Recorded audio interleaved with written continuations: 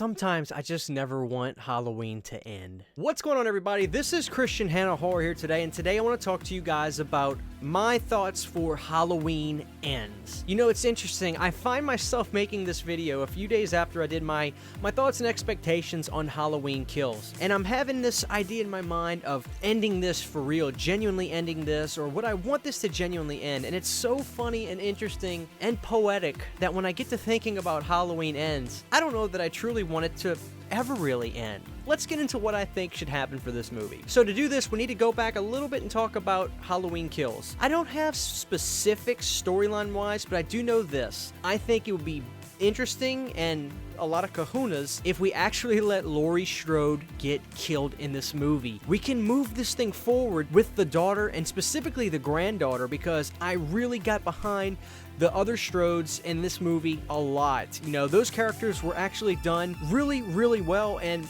the dichotomy of the daughter, not the granddaughter, but Jamie Lee's daughter in the movie, where you see she really was this tough, you know, Tomb Raider type chick too at the end with this is a trap, you know, and she's the one that gets Michael to lure down there. You know, you see that this could be a character too that we could believe in, and the granddaughter could really come into her own in Halloween Ends. But to do that, it would be really tough to, you know, I don't know, maybe they're gonna do this, but if Jamie Lee character of Laurie gets taken out in Halloween Kills, that would be interesting. And I say specifically the granddaughter, but I don't know. I mean, I really liked Laurie Strode's daughter in the movie as well. It was tough. I don't know who I like more. I really have to watch Halloween 2018 a few more times to really choose, but that's where I'm at mindset with that. Now, what I'm getting at is that would be interesting, and I would be behind that, but I don't necessarily know if, you know, if they're going to take out Laurie Strode in Halloween Kills or Halloween Ends. I would think if they did take her out, she might go out in Halloween Ends to get the two movies out of it, but you know, we'll see. But let's just talk about probably the most important thing. Should Michael get axed or killed literally to where he can't come back? You know, it's so interesting, because right now in my head, I'm telling myself, Christian, if that really happened, then Halloween movies would truly be over. And all good things seem like they must come to an end, but Halloween has been going and going, and I don't know that it ever really wanted to just end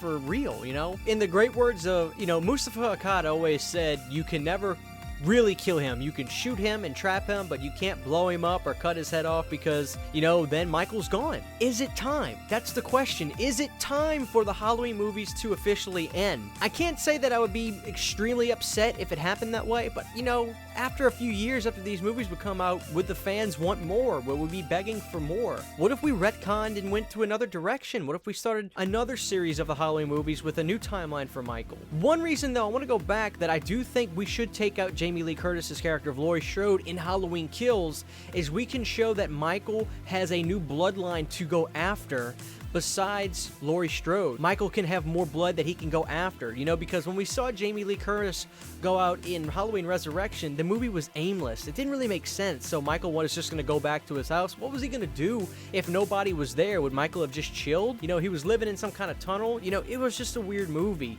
But taking out Jamie Lee Curtis this time, we have more bloodline for Michael to go after. So that would be really, really interesting for Halloween Kills and Ends. But with Halloween Ends, I do think if they did kill Michael, it has to just be in a really creepy way that I still think we should question. That's what's scary, and just to not know for sure, is Michael gone? Is he gone for good? You know, you don't want to know for sure. I don't want to see in the credits like a thank you for the fans over these years. Like, I just always want there to be a little bit of a mystery. Is Michael gone, or can he come back? Now, we could tell that Blumhouse does have this set to be a two-picture deal, and it's going to be a trilogy, so to speak, or I guess a franchise series, because the first movie would be in conjunction with these three movies: Halloween, Halloween Kills, and Halloween Ends. The titles of these movies are just an absolute mess. With all that being said, I'm interested to see them take some risks and not get too crazy in the lore like I talked about last time. As much as I love The Curse of Thorn, as you can see, I've got my tattoo there. We've had those movies. We don't need to see The Curse of Thorn in these movies at all. We don't need to, you know, dive into the things that make Michael do what he does. You know, sometimes it's just as simple as this guy's coming after you and you need to run. And suspense, suspense, suspense. That's just what I need from these movies, and particularly for Halloween Ends, because guys, if this is going to be Halloween Ends, I need this movie to be painstakingly good. You know, Halloween Ends, I dare say, has a whole lot more writing on it than Halloween Kills, because if Halloween Kills comes out and it's not great, it's just like, okay guys, well, Halloween Ends, that's the one that's going to be like our send-off. This one's going to be right, you know, we're going to make this one better. Halloween Ends is going to be possibly the last Halloween movie that's ever made, and if that's the case, guys, let's take some risks and do some really great things. Let's have some great suspense.